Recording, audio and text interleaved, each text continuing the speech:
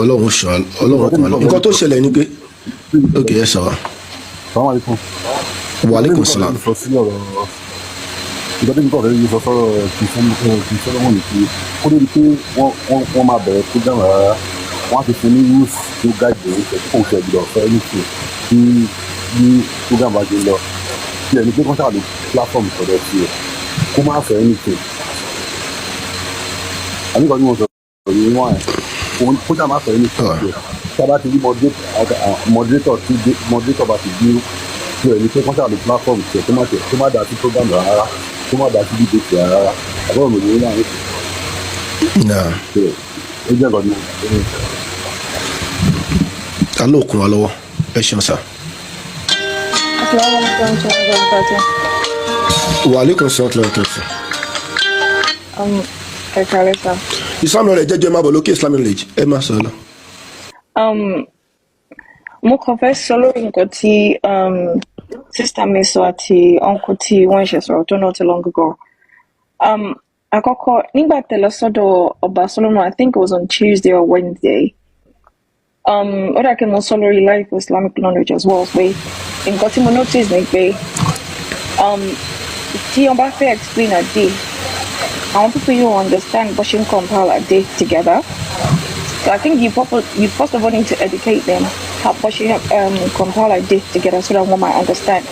Because the pastor pé ìkan ló wà dọ̀hí ìkan ló wà kíní kan wọ́n máa di pé nǹkan tó bá favour wa la máa sọ pé àgbà nǹkan tó bá favour wa la máa sọ pé àgbà. Because I noticed that on Tuesday.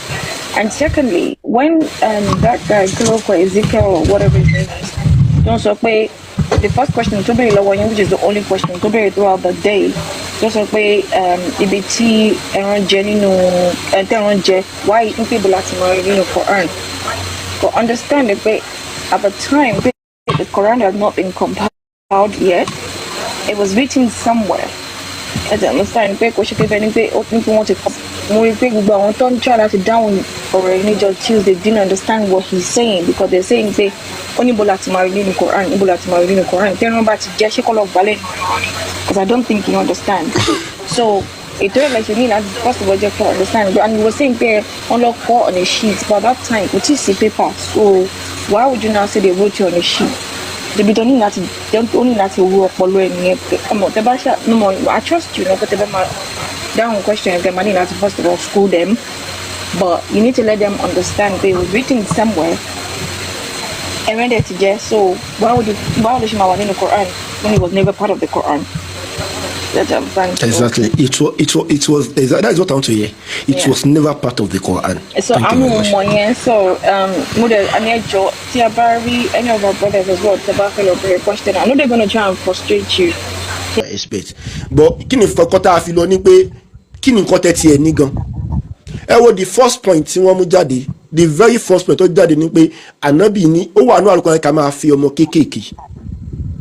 Mo ń try láti ṣàlàyé fún Ọba Solomon lọ́kàn sọ pé mo mọ̀ pọ̀lọ̀ àwọn ṣeré why ṣe mi máa sọ̀rọ̀ tèmi ni àwọn tó ń ka nǹkan tó ń tún nǹkan mi ọ̀tọ̀ ni wọ́n mọ̀ pọ̀lọ̀ wa ṣeré bò èmi ń ṣàlàyé fún ẹ pa eléyìí ò ní làákàyè mo kọ́ mọ́ ayé àlùkò yẹn nítorí sọ pé ẹdún àwọn ọmọ òrukàn ò títọ́ yìí wọ́n máa fi pé tó máa fi wo age tó ń lọ lé ọkọ ní Quran chapter 4 verse 6 ó túmọ̀ pé ní Quran chapter nínú Islam obìnrin ní age tó máa ń lọ lé ọkọ pé ìgbà tẹ́mi ń dàgbà bọ̀ nǹkan tá a mọ̀ bàlágà nǹkan tá máa ń kọ́ wa nìyẹn àti ẹ̀mọ́ kan tó ń jẹ́ maturity wọ́n máa ní àpótí bàlágà ni kódà nílẹ̀ Yorùbá wọ́n máa ní kò tí bàlágà that bàlágà is from the Islamic perspective gbé kò tí bàlágà gbogbo aláwọ̀ tọ́mọ bá ti bàlágà ó ti rí age of puberty gbogbo alámọ̀ yẹn àwọn náà dẹ̀ kó tàdís wọ́n ní Ànábì sọ̀sọ̀làm fẹ́ Aisha ní ọmọ ọdún 6 ó dẹ̀ padà lọ consummate marriage ní ọmọ ọdún 9 why tí ò lọ consummate marriage lọ́mọ ọdún 6 that should be the question káyìn pé Islam bá ní ẹ lè fi ọmọ kéékèèké why tá a lè consummate marriage lọ́mọ ọdún 6 tá a là dúró ọmọ ọdún 9.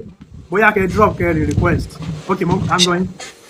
You understand ká ní pé Islam bá ní ẹ fi ọmọ kéékèèké bọ́ yẹn ń sọ wọ́n ní Ànábì fẹ́ Aisha ní ọmọ ọdún 6 ó kó lọ sí ilé ẹ̀ lọ́mọ ọdún 9 why tí ò kó lọ ilé ẹ̀ lọ́mọ ọdún 6 reason is because kò tí ì bàlágà alẹ́ nínú Islam ẹ gbọ́ wa dáadáa and bí gbogbo ayé ṣe rí nìyẹn ẹ lè ti fi ọmọ kalẹ̀ láti kékeré this is culture of all the whole world ìgbà míì gan ti máa mọ ọkọ ọmọ kalẹ̀ and ká ní pé age yẹn wá ló jẹ́ problem fún ẹ ọmọ ìyá mi má bínú lọ́wọ́ age tí wọ́n ń fẹ́ ọmọ ní America ní 18th century sorry ní 19th century lọ́wọ́ 10 years old ní official age ní Delaware. In fact àwọn country kan ní 7 years ní about 200 years ago. Kí ni nǹkan tó fà láyé lẹ́ni tá a fi ní láti dúró di 18 years naturally scientifically biologically age of balaga téèyàn bá ti bọ age of puberty òun la kàlẹ́ ẹ̀kọ́ tó ní from 8 to 10 láyé tá a wà lẹ́ni age of puberty means 8 to 10 puberty means maturity time yẹn ni ọmọbìnrin ti ní ọmú ló ti ń ṣe nǹkan oṣù generally time tóbi ń ṣe nǹkan oṣù tó ti ní ọmú age of puberty nìyẹn time tí wọn náà ti ń yọ ọmú tó ti ń ṣe gbẹ biologically wọn náà ní age of maturity ní gbogbo àgbàgbà láàyè tóbi bá ti ń ṣe lé o ti tó lọ lé ọkọ ẹ lọ́wọ́ àwọn the king of England ẹ lọ́wọ́ 8 gbogbo wọn marry that is the norms kí wọ́n ló fà lẹ́ni ta fi wọ́n fi ọmọ ní ọmọ ọdún 18-20 years lẹ́ni reason is because of our school factor tó fà lẹ́ni ni pé kò ń ṣe pé wọ́n sọ pé mo ti bàlágà o as a matter of fact I was in junior secondary school tí wọ́n kọ́ introduce condom sí wa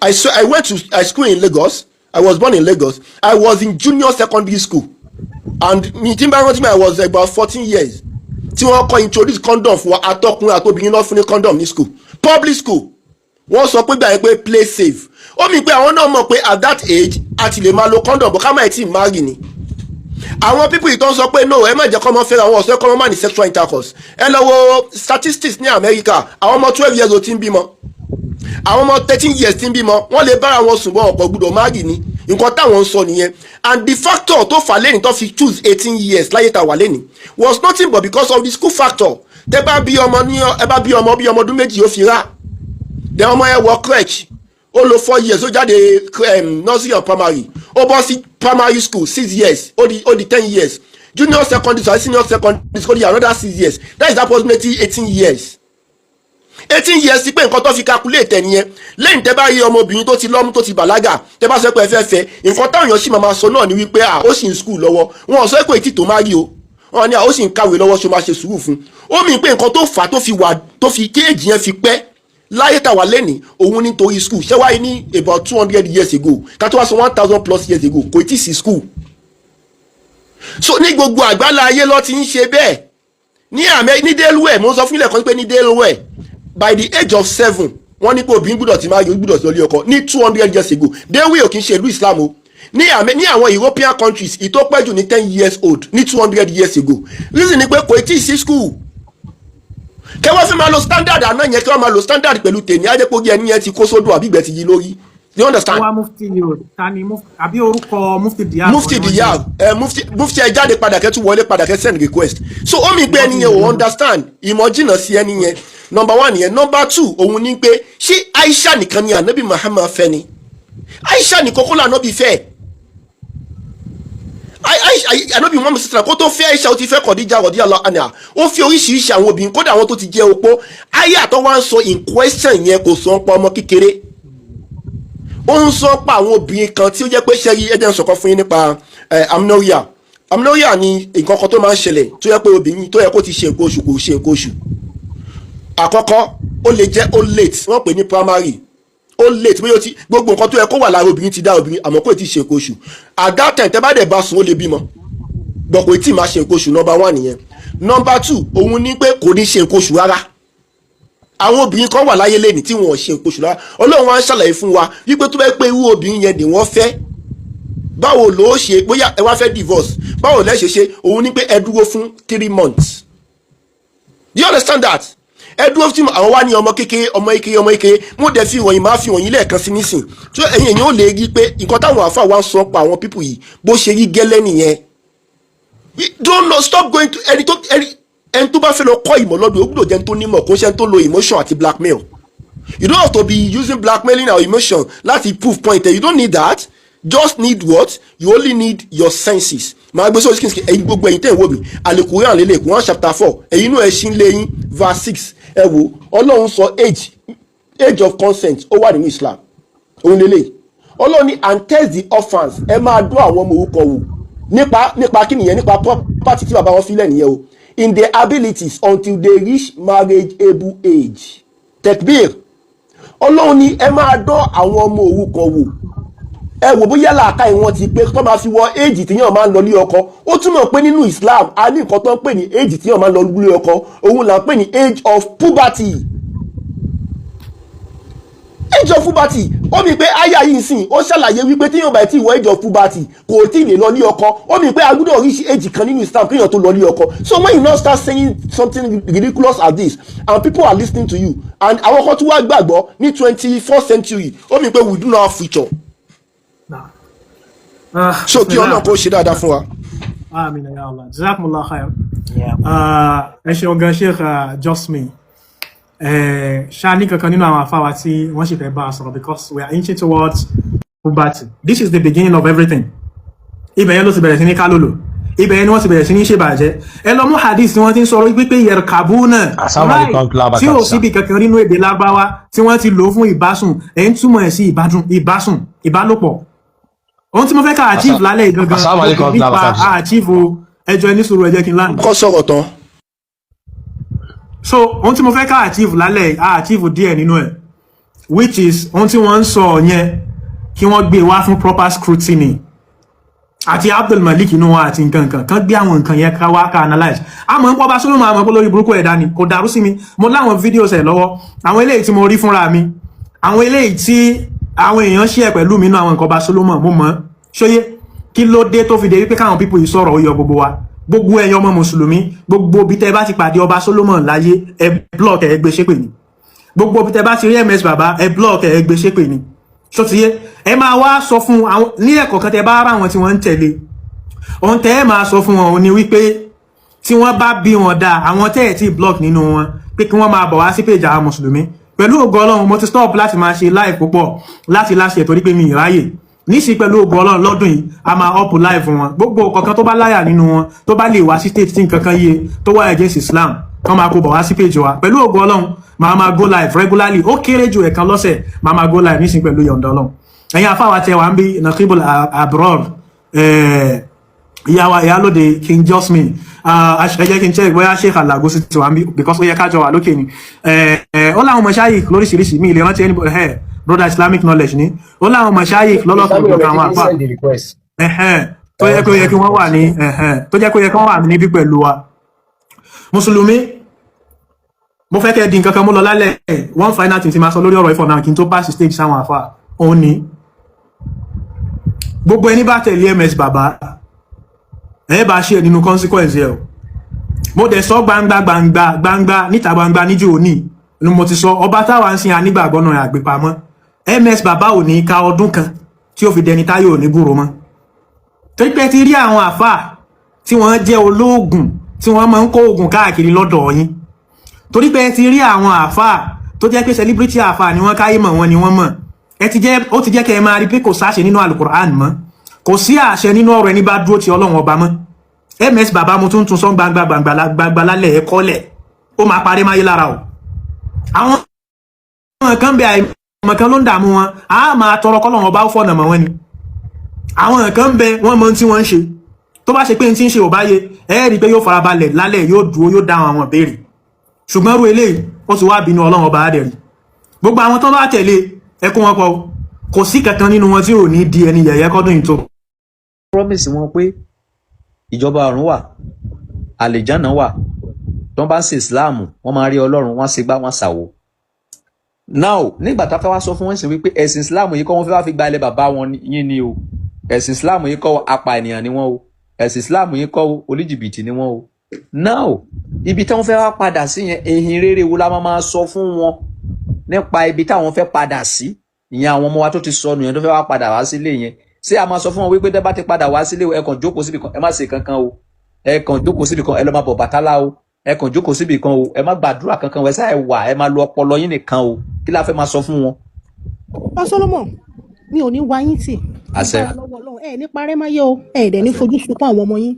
Ọba Solomon àwọn bàbá wa pọ̀ wọ́n pòwe wọ́n níṣẹ́ lóògùn ìṣẹ́ bàbá mi ibi tá a wà lénìí ṣé bí mo sọ fún yín ìlú tí mo wà láago márùn-ún mo máa ń go tí mò ń jí kúrò nínú ilé ṣé sì làwọn fi ń ṣe ìlú tiwọn ìlú wọn tá à ń sá wá sí Ọba Solomon ṣé sì náà fi ṣe ìlú yìí tó fi níláárí báyìí ni Ọba Solomon try to understand me now ṣé India ń bẹ̀ yẹn ṣé àwọn Japan àwọn ìlú tó níláárí nínú ayé ṣé Chinese man tẹ́ bá lọ bá Chinese ṣiṣẹ́ Ọba Solomon ẹlẹ́ẹ̀ṣiṣẹ́ láyé yín mọ́ Chinese man kò sí ọ̀sán kò sí àárọ̀ kò sí alẹ́ bàbá mi ṣé bá sọ pé a fẹ́ ká yípadà rere kó dé bá wa ẹ jẹ́ ká padà síbi iṣẹ́.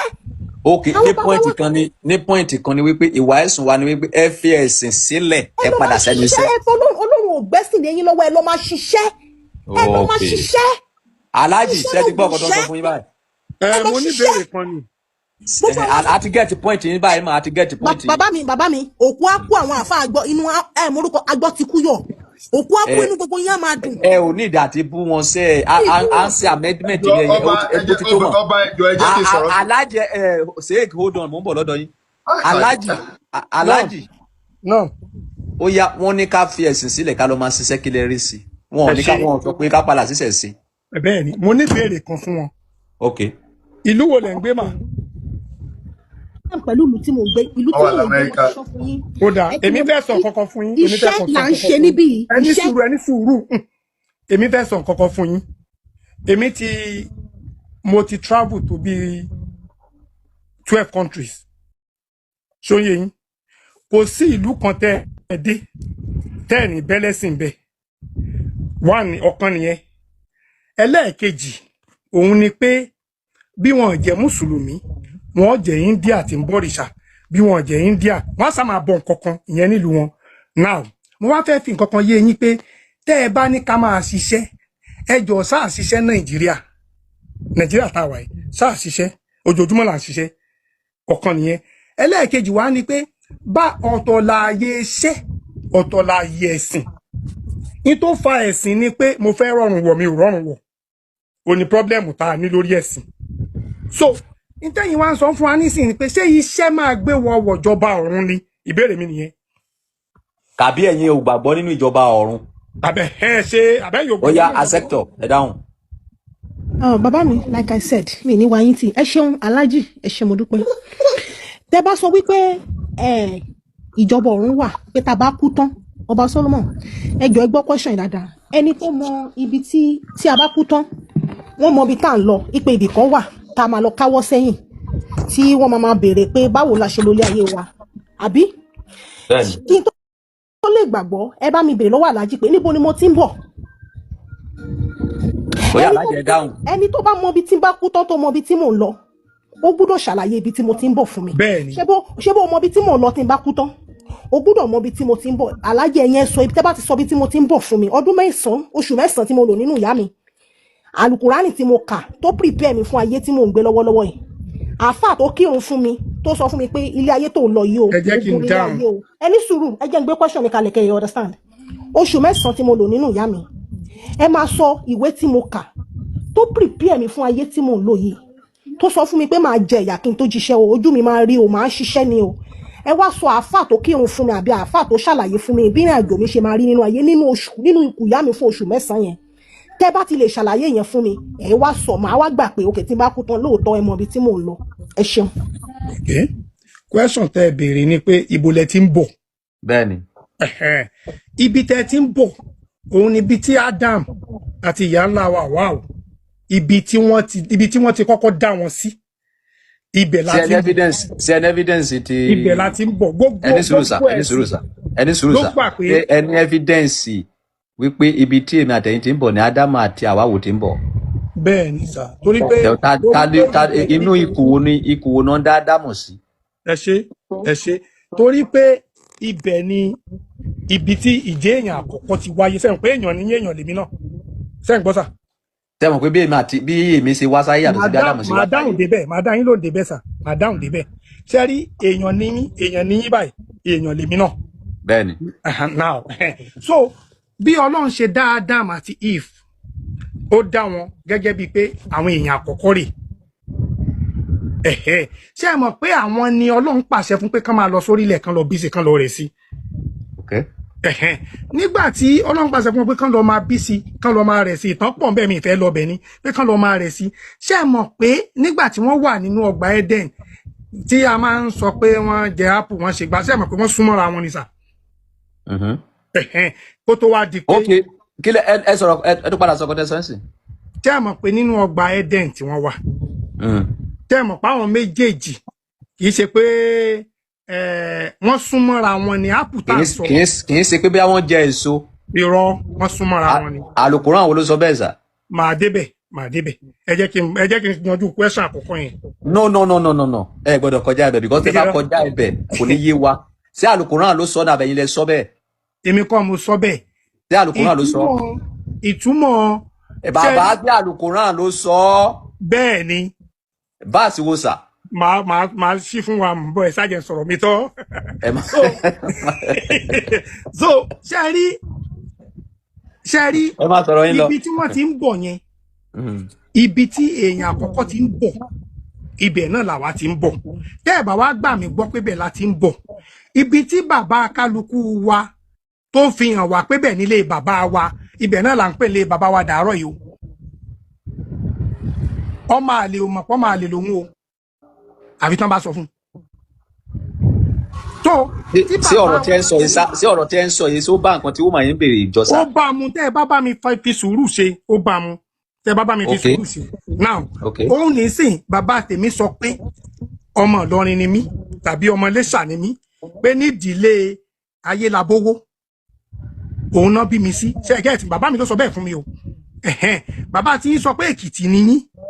Tí wọ́n bá bí yín níbikíbi lórílẹ̀ ayé, ọmọ ìlú wo lè máa pera yín sà? Ọmọ Èkìtì. Nígbà tí a rí kà wípé tí gbogbo ẹlẹ́sìn rí kà wípé Adam àti Eve lọ́lọ́run kọ́kọ́ dá gẹ́gẹ́ bí èèyàn níbi téèyàn ti ń ṣẹ̀bọ̀. Ṣé ẹ dẹ̀ mọ̀ pé gbogbo wa pátá náà tá a bá kúrò lórí ibi tá a ti ń bọ̀ òun náà la máa padà sí gẹ́gẹ́ bí ìdáhùn fún ìbéèrè tí. prepare mi fún ayé yìí níbi tí mo ti ń bọ̀ yẹn ó yẹ kán prepare mi fún ayé yìí so Alhaji ò dáhùn question mi rárá Ọba Solomon to be honest. Alhaji question yẹn ò yé Alhaji. náà sẹ́wọ̀n pé gbogbo àlà ń ṣiṣẹ́ báyìí pa fẹ́ jèrè ìjọba ọ̀run. bẹ́ẹ̀ni. ayé tí a wá yìí níbo la ti ṣiṣẹ́. wíwá. mo ní anybody tó bá gbà pé Ọlọ́run wà kò lè ṣoríire. kí ni ìdí. God bless you. Ta ló introduce Ọlọ́run fún yín? àwọn èèyàn la introduce Ọlọ́run fúnra wa. kì í ṣàwọn èèyàn ẹ̀sìn ló introduce Ọlọ́run fún yín. Confirm. Yes, Christian Mùsùlùmí ló introduce Ọlọ́run fún yín. Ìṣẹ̀ṣe eléyìí tójú ìlànà ẹ̀sẹ̀ ń pe Olódùmarè. Òòṣà òkè ní ìṣẹ̀ṣe máa ń pè kò sí nǹkan tó ń jẹ́ Ọlọ́run anywhere.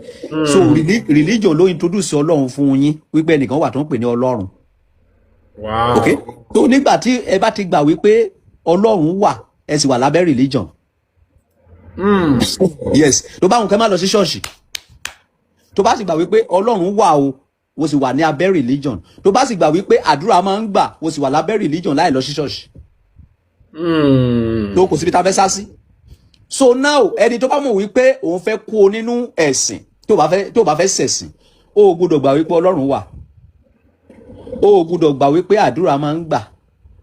Wo gbọ́dọ̀ gbà wípé iṣẹ́ ọwọ́ ẹ ló máa jẹ ìwọ ló lè bùkún fún ara ẹ níbọdọ ní bùkún fún ẹ nǹkan tí àwọn òyìnbó gbàgbọ́ nìyẹn tí wọ́n fi ga jù wá lọ. adé tó wà lórí yóò ní ṣíbọ so ẹni tó dá ayé àtọ̀run kò lédè bọ àwọn kan believe pé táwọn bá ti kú èdè kan wà táwọn máa sọ ẹ rí pé ìmúlẹ́rú nìyẹn. kì í ṣe ìmúlẹ́rú o iná pè ní ẹ̀gọ́. títí ló dàbí ìgbà tó jẹ́ pé kéèyàn kan wá bá yín sí kó sọ pé ìyá tó bí yín irọ́ ni òkè sí òun ló bí yín ó kàn tọ́ ẹ dàgbà ni ó kàn pọ̀ fún ẹ pé òun lòún bí ẹ ní ìyá mi ló bí ẹ.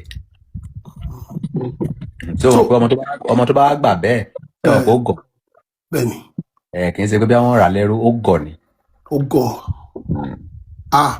ọba ẹ̀jẹ̀ tún fẹ́ lómi láàyè nítorí ìbéèrè pọ̀ but ṣẹ́rí mi ò lè ṣàdúrà fún yín mo rò pé ọ̀run á ṣàdúrà fún yín ọ̀run á dẹ̀ ṣàdúrà fún mi náà ẹ ṣé gan. ọ̀rọ̀ Ọlọ́run yìí ọ̀rọ̀ Ọlọ́run ṣe agbára ọ̀rọ̀ Ọlọ́run mójú dá lójú méjì lọ. Tabari nǹkan tó ń tiẹ̀ lẹ́nu tó fẹ́ mọ reality nípa ẹ̀ wá béèrè níbí. Èmi nìkan la fún láṣẹ láti máa sọ òtítọ́ fún gbogbo ènìyàn torí a ò dúró anywhere. I don't belong to anywhere. I belong to everywhere. I belong to Muslim. I belong to Christian. I belong to herbalist. I belong to tout. I belong to thief. I belong to kidnappers. I belong to hooligans. I belong to responsible people. I belong to rural people. I belong to devil. I belong to God. I belong to everywhere. so kò síbi tí àwa àti lè mú òtítọ́ jáde tó bá ti dé òtítọ́ lèmi máa ń jà fún I based on reality tó bá jẹ́ wípé kèfèrí tó bá jẹ́ pé kidnapper ló wà lórí òtítọ́ mo bá kidnapper lọ nìyẹn tó bá jẹ́ pé ìjọba Nàìjíríà ló wà lórí òtítọ́ mo bá ìjọba Nàìjíríà lọ nìyẹn tó bá jẹ́ pé Ìgbò ló wà lórí òtítọ́ mo bá Ìgbò lọ nìyẹn tó bá jẹ́ pé Yorùbá ló wà lórí òtítọ́ mo bá Yorùbá lọ nìyẹn so I fight for truth nothing concern me battle you be so that is it. Mani ìdè yìí ó ti send request látàná ẹ jẹ́ ká gbọ́ ọ̀kan tó fẹ́ bá wa sọ. Hello Ìdè ọba, ẹ káàbọ̀ sà sí àlàáfíà ni adúpẹ́ o. ẹ fẹ́ bá wa sọ. Mo ti ń gbìyànjú láti join yín látàná ọba. Mo rí yín lánàá ẹ̀ èrò pọ̀. I know. Ẹ kúṣẹ́. Yes sir. Mo kàn fẹ́ sọ nípa táyì bá gbà mí láti sọ díẹ̀ nípa nǹkan tí ẹ discuss lálẹ́ àná yẹn. Ok a gbọ́. Mo wà ní Morocco ní time tó ń gbá bọ̀ yẹn. So lára àwọn tó jẹ́ ọmọ Morocco yẹn mo wá ń gbìyànjú láti béèrè nípa ṣẹ́mọ̀ nǹkan táwọn èèyàn máa ń sọ nípa pé wọ́n ti fi Islam wọ́n kó wọn lẹ́rú nílùú yẹn. Mo fẹ́ mọ̀ pé kí ni local language tí wọ́n ń sọ nílùú yẹn gangan tẹ́lẹ̀ kó tó di pé àwọn Arab wọ́n take over ilẹ̀ yẹn. So gbogbo nǹkan tí lady yẹn tó ń sọ lánàá òótọ́ ni. Because lady yẹn jẹ́ lára àwọn tó jẹ́ ọmọ Morocco yẹn jẹ́ kí n mọ̀ wípé èdè tí wọ́n ń sọ nílùú yẹn gangan tó jẹ́ local language wọn bábà lórúkọ tí wọ́n ń pè èdè yẹn bí a ṣe jẹ́ Yorùbá yìí indigenous language ti wọn gangan bábà ni bẹ̀tì ìgbà tó yá tó di pé àwọn Arab yẹn tí wọ́n ti wá wọnú wọn ni wọ́n wá gbé ọ̀rọ̀ pé bóyá Arabic so Arabic ni modern language wọn náà tẹ́ bá Google ẹ̀ bí a ṣe ń sọ̀rọ̀ yìí pé kí ni local language Morocco ó máa gbé jáde fún yín local language wọn bẹ̀tẹ̀ bá délùú yẹn gbogbo wọn ó sọ òyìnbó ju Arabic ni wọ́n ń sọ lọ so mo wá béèrè lọ́wọ́ ẹ̀ lára àwọn tí mo ṣe finance lọ́wọ́ wọn pé tẹ́ bá lọ sí school ṣé ẹ kọ́ anything nípa English no wọn ò kọ́ English ní school it's either kí wọ́n kọ́ Arabic tàbí kí wọ́n lọ sí Islamic school àwọn nǹkan tó ń ṣe nìyẹn so nǹkan tí lady yẹn ń sọ lánàá yẹn ni mo fẹ́ buttress ẹ̀ nígbà tẹ́ ń ṣe program lọ́wọ́ wípé òótọ́ ni nǹkan tó sọ Arabic máa ń wá láti take over ilẹ̀ ni target wọn nìyẹn so wọ́n á change orúkọ yín wọ́n á gba èdè tẹ́ ń sọ lẹ́nu yín tí wọ́n bá dẹ̀ ti gba identity ṣe mọ̀ identity gbogbo ló ń jẹ́ èèyàn tí wọ́n bá ti gba identity yín wọ́n ti gbà yín nìyẹn. Ok sir ẹ jẹ́ kí n wọnú ọ̀rọ̀ tẹ́ ẹ sọ yẹn. Okay. Now àwa ọmọ Yorùbá Yeah. we have big problem wo la ní ni wípé ìjà la máa ń jà a ò lọ́pọlọ ẹ máa béèrè pé lọ́nà wo ọba ẹ máa béèrè lọ́wọ́ mi pé lọ́nà wo lọ́nà wo ọba. àṣírí kan wà nínú Bíbélì àti Quran Okay. àwọn òyìnbó wọ́n wá kọ́ ṣọ́ọ̀ṣì sílùú yín wọ́n pè ní Methodist Church Methodist School ẹ máa kọ́ èdè òyìnbó ní school yẹn ẹ dẹ̀ máa lọ sí church ibi tó ń gbà wọlé ṣe yín wá lára nìyẹn so pẹ̀lú Bíbélì àwọn bẹ̀rẹ̀ sí ka Bíbélì so nǹkan yẹn làwọn Arab rí pé àwọn Arab ti jẹ lọ wọ́n wá wọnú Bíbélì wọ́n wá mú story ẹ̀ ẹni tó ń pè ní Jésù àwọn pè ní Isa wọ́n járàn kẹ wálẹ̀ wọ́n járàn kẹ wálẹ̀ wọ́n ní kò kí ń ṣe ọmọ Ọlọ́run òjíṣẹ́ ni wọ́n wá gbé Muhammadu tí ń ṣe ọmọ ìlú títí wọ́n ní òun òjíṣẹ́ tí Ọlọ́run máa ń yìn lógo òun òjíṣẹ́ tí Ọlọ́run rán sí gbogbo ayé ọpọlọ ní 36 ni wọ́n wá introduce Al-Quran sí ayé wípé èdè tó mọ́jù láyé èdè Lárúbáwá ni. Now ìwọ tó bá fẹ́ wá ṣe ẹ̀sìn mùsùlùmí o gbọ́dọ̀ wá kọ́ èdè Lárúbáwá o gbọ́dọ̀ máa kírun lédè Lárúbáwá because wọ́n mọ̀ pé tó bá gbà fún yín pé kẹ́ máa kírun lédè ìlú yín wọn ò ní lè ráyè wọ̀ yín lára ẹ gbọ́dọ̀ máa wàṣọ bíi Lárúbáwá ẹ gbọ́dọ̀ máa dírẹ́sì bíi Lárúbáwá gbogbo ìwà Lárúbáwá gbọ́dọ̀ wà nínú ẹ̀. So now nǹkan tí àwọn fẹ́ lò tẹ́lẹ̀ ní underground. Tẹ́ bá ṣàkíyèsí nígbà tí wọ́n kọ́ bẹ̀rẹ̀ kíní ẹ̀ kò sí ogun tó pọ̀ torí wípé àwọn ènìyàn ń kó jẹ. Nígbà táwọn òyìnbó máa wá kò sí ogun tó ń pọ̀ nítorí pé gentle náà fi wọlé káwọn Kristẹni yẹn. Ṣùgbọ́n nígbà tí wọ́n rí wípé ọká ti ń fó àwọn ènìyàn ti ń lajú ló ṣe sọ́dìjà ló bẹ̀rẹ̀ sí pa àwọn èèyàn wípé either you do Muslim or they kill you. So now ìgbà tẹ́tí wá rí gbogbo strategy yìí nǹkan tí mo sọ fún MMC bàbá lánàá nìyẹn wípé ìgbà tẹ́tí wá rí gbogbo strategy yìí now ẹni fẹ́ máa bà nǹkan tó wà náà Al-Qur'an jẹ́ kí ni ẹ̀yin introduce fún ayé tẹ́yìn náà lè fi gbà wọ́n lọ́wọ́ tẹ́ lè fi gbà wọ́n mọ́ yín padà kí lẹ fún wọn. Ifá yìí mélòó nínú yín ló mọ̀ lámọ̀dájú odù Ifá mélòó ló wà nílẹ̀ Yorùbá tẹ́ introduce fún ayé tẹ́ fẹ́ tà fún ayé tí àwọn náà máa rí ẹwà tó wà nílẹ̀ Yorùbá nǹkan tó yẹ kó ń gbèsè nìyẹn kì í ṣe Muhammadu jí pátá Muhammadu jí màálù Muhammadu kínní Muhammadu di popular kò sí anybody tó lè kó wọlé mọ́. Now iṣẹ́ tó kàn fún àwọn ọmọ Yorùbá tó wọn bá fẹ́ kán kó wa lẹ́rú òun ni wípé we need to promote odù Ifá first. Kí ló wà nínú odù Ifá? Kí ni Èjì Ogbè sọ? Báwo lè Èjì Ogbè ṣe wá? Kí ni àwọn èèyàn mọ̀ nípa Èjì Ogbè? Kí ló ṣẹlẹ̀ nínú ayé Èjì Ogbè? Ṣebí ìwáàsí làwọn àfáà ṣe fún wa tá fi dé mùsùlùmí. Ṣebí wáàsí làwọn Kristẹni ṣe fún wa. Ṣebí wáàsí làwọn Kristẹni ṣe fún wa tá fi dé Kristẹni tá fi ń believe wípé Jésù kan wà níbì kan. So now ìwà ẹ̀sùn wo làwa oníṣẹ̀ṣe ṣe fún ayé? Ìwà ẹ̀sùn wo ni àṣà àti ìṣe wa ń ṣe fún ayé? Speed wá sẹ́kọ̀ọ́ ẹ lọ ń tọrọ owó wọ́n lọ sí Benin wọ́n gbé òrìṣà wọn jáde fún wọn nísìnyí nǹkan tó mú lọ ní Áfíríkà ní ọ̀dọ̀ wa tiwa ní Nàìjíríà nísìnyí wípé oníbàárà ni wá ṣùgbọ́n ní Benin they have a good traditional láti bẹ̀ wọ́n lè jẹ lọ. So what are we giving people? So èmi ò bú mùsùlùmí mi ò dẹ̀ bú Kristẹni ọgbọ́n ni wọ́n fi gbà yín Methodist school Methodist church nígbà táwọn mùsùlùmí máa dé wọ́n dá ilé kéwú àti mọ́sálásí tó bá ti lọ sí mọ́sálásí wà máa lọ kọ́ ìkéwú wọ́n modernize ẹ̀. Now ilé odù Ifá dà mélòó mo gbọ́ ìpolówó ẹ̀ pé ìwọ tó bá fẹ́ kọ́ odù Ifá o máa bọ̀ níbi kan báyìí o máa ṣe kan ní kan báyìí o níbo lẹ kó sí where is your promotion about Yorùbá? So gbogbo ẹjọ́ rádaràdá tá ń rò yìí kò lẹ́sẹ̀ ńlẹ̀. The solution for us tẹ́ bá fẹ́ kó wa lẹ́rú ó ní pé káwa náà gbé ọpọlọ wa kalẹ̀. Irọ́ wo làwa náà lè pa lórí gbogbo àjọ ń parọ́ ni Ọ̀rúnmìlà kankan ọ̀rọ̀ wa látọ̀run ẹ má jẹ́ ká máa tanra wa Ọbàtálá kankan ọ̀rọ̀ wa látọ̀run gbogbo àwọn ìtàn fọ́jìn tí ẹ fọ́jì sílẹ̀ táwọn òyìnbó bá lọ́wọ́ yín òun náà fi lọ kọ Bíbélì jáde nígbà tó máa kọ́kọ́ gbé Bíbélì kalẹ̀ ìṣẹ̀ṣe náà fi gbé kalẹ̀ ẹ lọ rú ẹ̀rọ ẹbọ sísun ẹ̀rọ ẹbọ mímu ẹ̀rọ ẹbọ ẹ̀ṣẹ̀ ẹ fún ẹ̀jẹ̀ sórí pẹpẹ nígbà tó ń wá wo pé kíní yìí náà ó sì bá tàwọn tó níṣẹ̀ṣe yìí jọ báwo la ṣe lè confuse àwọn ènìyàn òkè ẹ jẹ́ ká sọ pé kò ṣẹbọ mọ́ tó bá ti gba Jésù ní Olúwa tó lùgbàlà rẹ ó ti wọjọba ọ̀run ó ti yè wọn mọ̀ dáná sí yes nǹkan tó bí New Testament nìyẹn. So now irọ́ wo náà làwa Yorùbá lè pa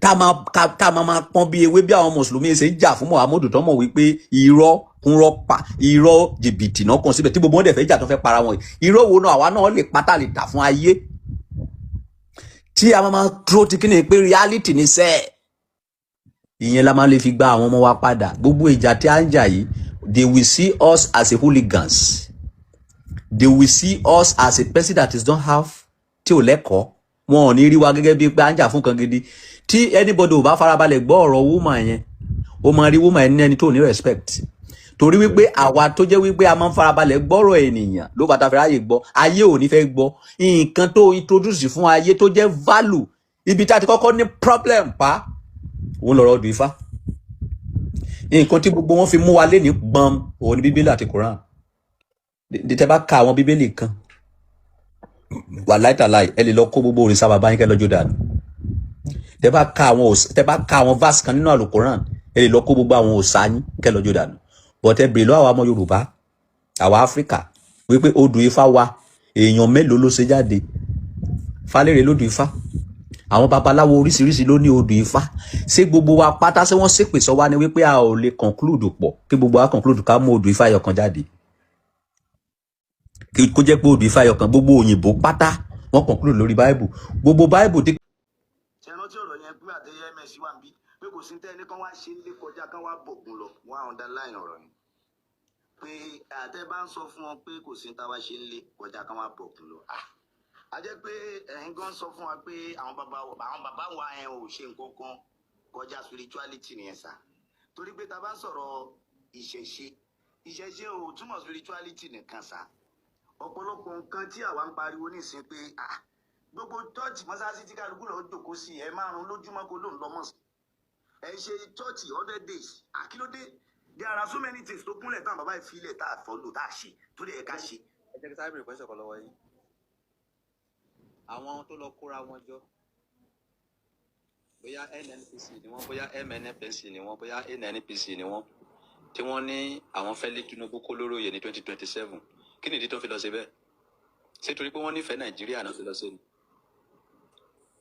no èèyàn mọ èèmù wọn ó lè jẹ́ pé bóyá wọ́n ní èèmù kan lórí ẹ̀ àbí wọ́n fẹ́. kò sí èèmù kankan ìdí tí wọ́n fi ṣe ni wípé torí pé wọn ò rí jẹ lábẹ́ Tinubu ok kì í ṣe torí pé wọ́n láìkí Nàìjíríà ó lè ní gbogbo wọn ẹ ń gbọ́ mi so àwọn àti Tinubu jọ ń ṣe tẹ́lẹ̀ ni so ìgbà tó ti jẹ́ wípé nǹkan tó ń fẹ́ lọ́wọ́ Tinubu wọn ò rí ni wọ́n fi lọ create àyè míì now bẹ́ẹ̀ ṣe wà yín nísìn gbogbo àwọn tó yapa lẹ́ni wípé kìrìsìtẹ́nì ò dáa mùsùlùmí ò dáa gbogbo ẹ̀ tẹ́ yapa lẹ́ni torí wípé ẹ ò rí jẹ nínú ẹ̀sìn kìrìsìtẹ́nì ni torí wípé mò ń bọ̀ ẹ jẹ́ kí n land òtítọ́ lè méjà fún bẹ́ẹ̀ ṣe wà yín nísìn tí Ọlọ́run bá gbé yín sí position Adébóyè tẹ́ bá wà ní position Adébóyè ẹ ní sọkọtẹ́ sọ yìí bẹ́ẹ̀ ṣe wà yín nísìn tí Ọlọ́run bá gbé yín sí position ọba Saudi ẹ ò ní sọkọtẹ́ sọ yìí so now báwo lèmi àtẹ̀yìn máa ṣe nǹkan títí wá ìṣẹ̀ṣe wa yìí táwa náà máa rówó kó jẹ tá a máa wà ní big position tá a máa sọ̀rọ̀ fún àwọn èèyàn wípé ìṣẹ̀ṣe wa yìí kọ́ o ìṣẹ̀ṣe gidi ni o that is what I'm talking about.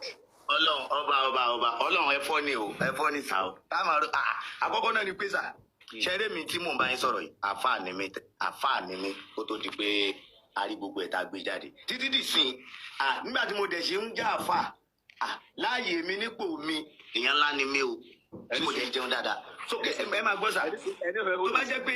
ẹ ó dùn sá ágíwò ẹ má bínú ẹ ti sọ̀rọ̀ afẹ́ underline ẹ̀ àfáà ní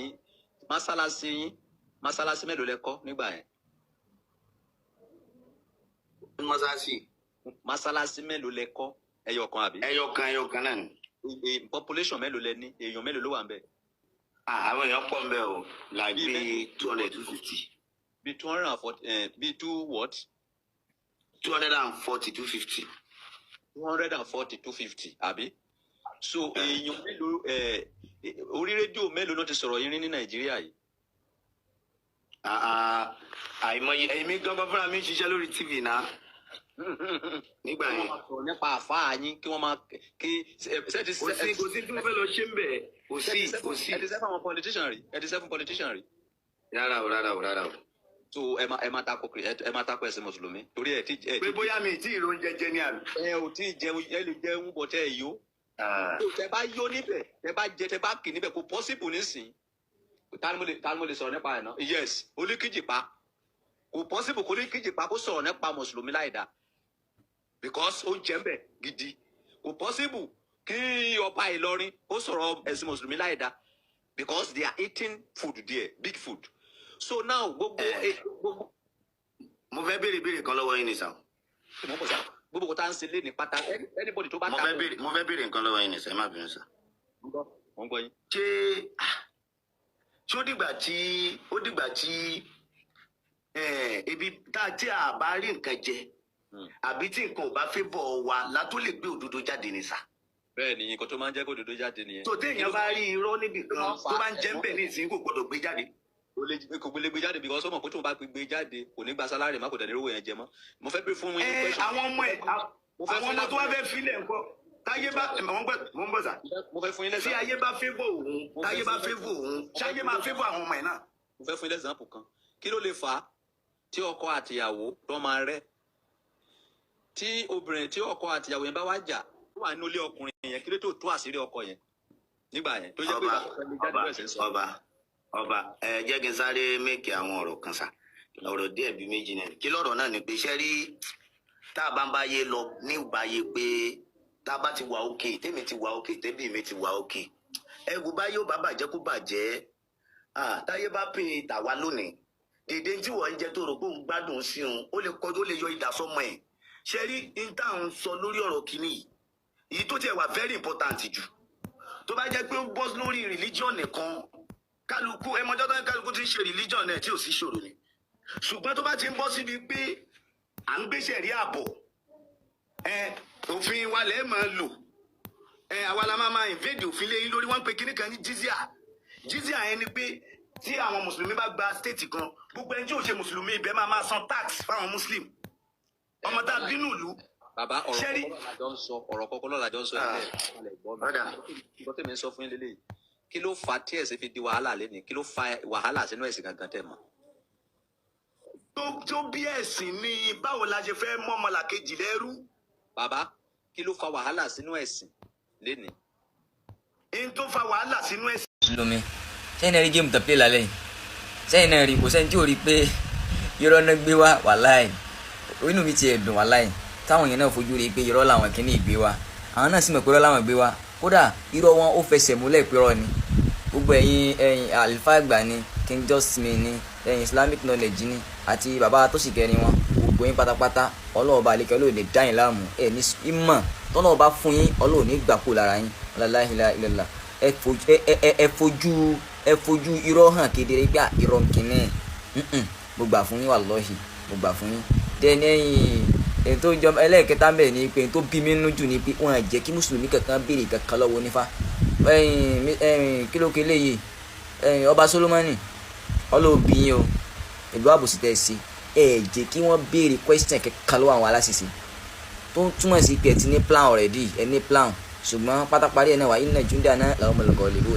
ọ̀nà ẹ̀yọ̀ kan tá a lè gbà ni wípé kíjọba dá sí kán fòfin de anybody wípé any Christian tó bá bó oníṣẹ̀ṣẹ̀ tó bá sọ pé kọ́lọ̀ ń paná adẹ́bọrẹ́ wọn mọ̀ kán arrest ẹ̀ kán lọ jù sẹ́wọ̀n gbére ẹni oníṣẹ̀ṣẹ̀ tó bá bó àfáà kán lọ jù sẹ́wọ̀n gbére ẹni Christian tó bá bó mùsùlùmí àbí oníṣẹ̀ṣẹ̀ kán lọ jù nǹkan ẹ̀yọ̀ kan tó lè dá dúró mọ́ ni láì sí yẹn kò sí nǹkan tó lè dá dúró.